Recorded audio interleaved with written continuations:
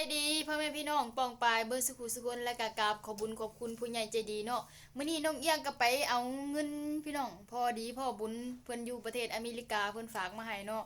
$50ก็ได้อยู่อัน1,000,000พี่น้องเพิ่นฮัก100,000เนาะกากราบขอบุญขอบคุณเพิ่นหลายๆมื้อนี้ก็ได้แนวกินอยู่พี่น้องแล้วก็ได้แนวกินกับรกตอกแตกค่ะขนมฝากร้านนะคะเอื้อยเนาะขนมซื้อกินด้วยกันพี่เนาะแล้วก็เนี่ยซื้อผักแล้วก็ปลาตัวนึงเนาะมากิน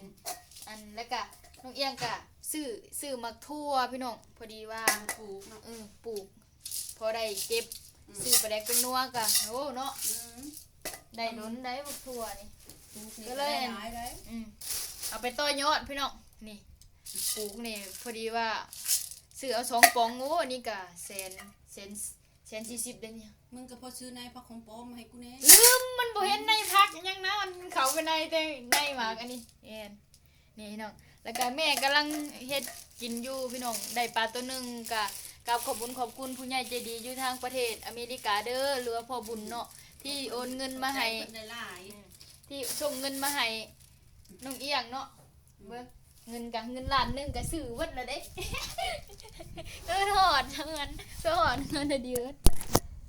หิวซื้อกินไปแล้วเดี๋ยวจะให้นับให้ดูค่ะทุกคนบ่จะเห็นเนาะกล่องเอียงค่ะขาตั้งกล่องกับบ่มีทุกคนเอ้ยเซวะเดี๋ยวจะนับให้เบิ่งเนาะผู้ใหญ่ใจดีเพิ่นฝากมาให้อันว่าอย่าง$50หั่นน่ะเพิ่นฮักเอาหลายเติบด้วย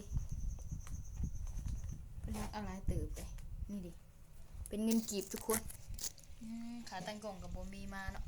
เดี๋ยวสินับใจซิโอเคทางนี้ละตั้งไอ้นี่กันโทรศัพท์ตกเนี่ยคือแตกเลยจนมันก็แตก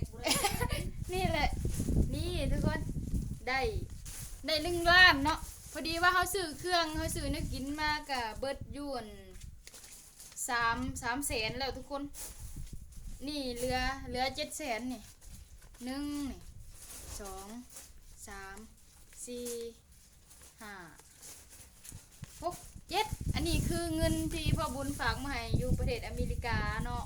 แล้วก็เฮาก็ฝากมาให้น้องเอียงไปต่อยาแนวสั่นน้องเอียงก็แบบ10 มื้อไปต่อยาเทื่อนึงหั่นน่ะก็กราบขอบคุณเพิ่นหลายๆเนาะที่มาให้น้องเอียงแล้วก็มาให้ครอบครัวน้องเอียงได้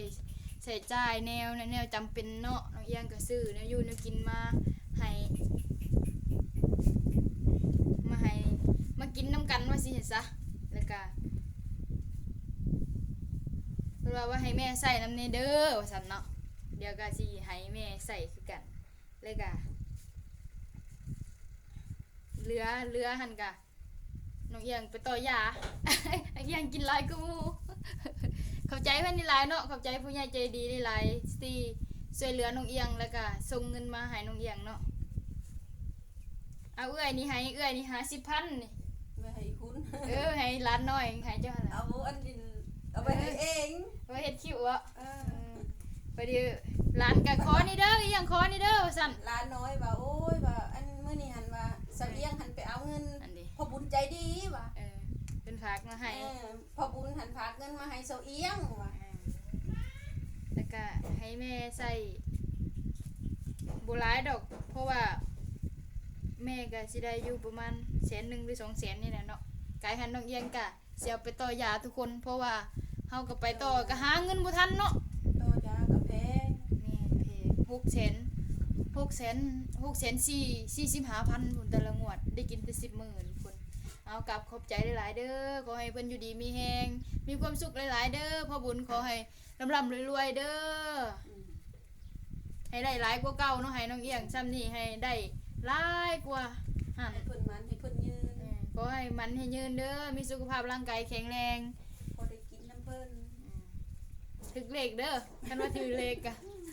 เด้ว่าขอบใจหลายๆทุกคนที่ให้การติดตามช่อง YouTube และก็ทาง Facebook เนาะขอบคุณหลายๆเด้อที่ซัพพอร์ตน้องเอียงเนาะดีใจหลายทุกคนที่ได้เงินเนาะผู้ใหญ่ใจดีเพิ่นอันช่วยเหลือนี่ขอบคุณหลายๆบ๊ายบายพี่นี่เอ้ยเป็นจะขอเอ้ยกับเนินตั้งกล้องกันเนาะตั้งกล้องกับบ่มีเอาตั้งขาตั้งกล้องกับอิงสิผานี่ทุกคน